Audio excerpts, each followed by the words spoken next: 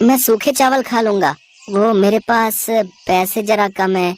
मेरे पास बस 10 रुपए ही हैं। तो क्या आप अरे कोई बात नहीं, तुम 10 रुपए ही दे देना।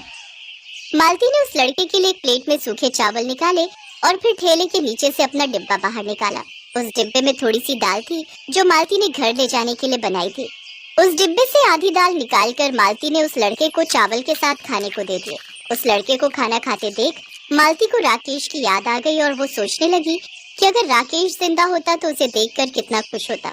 ऐसे ही कई दिन गुजर गए और वो लड़का हर रोज मालती के ठेले पर शाम को आता और सबसे आखिर में जो कुछ भी बच जाता उसे खाकर ही अपना काम चला लेता और बदले में मालती को बस 10 रुपए ही दे पाता।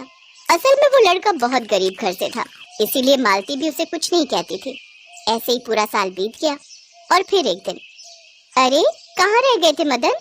ये लो, आज पालक पनीर और चावल बनाए हैं। घर में पूजा थी ना तो पंडित जी के लिए बनाए थे, तुम्हारे लिए भी लेकर आई हूँ। और इसके पैसे देने की जरूरत नहीं है, समझे? ये दीदी के घर का खाना है, ठेले का नहीं। मालती की बात पर मदन जोर जोर से हंसने लगा।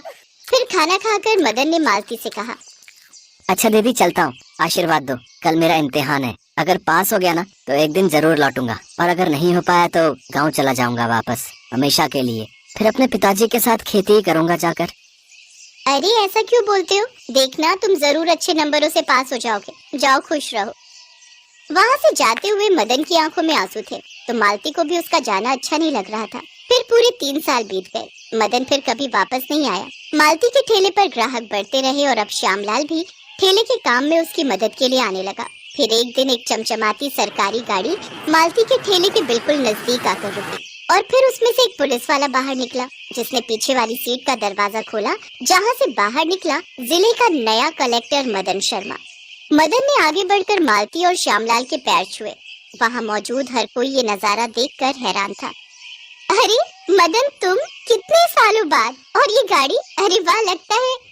हाँ दीदी, मैंने यूपीएससी की परीक्षा पास कर ली थी। अब मैं यहाँ का नया कलेक्टर हूँ। बाकी सब बातें बाद में, फिलहाल आप मेरे साथ चलिए, मुझे आपसे एक बहुत ही जरूरी काम है। मदन अपनी गाड़ी में मालती और श्यामलाल को बिठाकर अपने साथ अपने ऑफिस ले आया। दीदी, मैंने मंत्री जी से बात की है। मैंने उनसे आपके लिए गुजारिश की थी और उन्होंने मेरी बात मान ली है। हम आपको बस स्टैंड के पास एक बढ़िया जगह देंगे, जहाँ साफ पानी, पंखे, बाथरूम, सबकी व्यवस्था होगी। और साथ ही सरकार आपको जरूरत का राशन भी देगी। और काम में आपकी मदद के लिए 2 लोग भी आपके साथ लगाए जाएंगे। आपको बस उनसे बढ़िया खाना बनवाना है और हर गरीब को सिर्फ 10 रुपए में खिलाना है, जैसे आप मुझे खिलाया करती थी। मदन की बात सुनकर मालती कुछ न कह सकी। उसकी आंखों में खुशी के आंसू थे।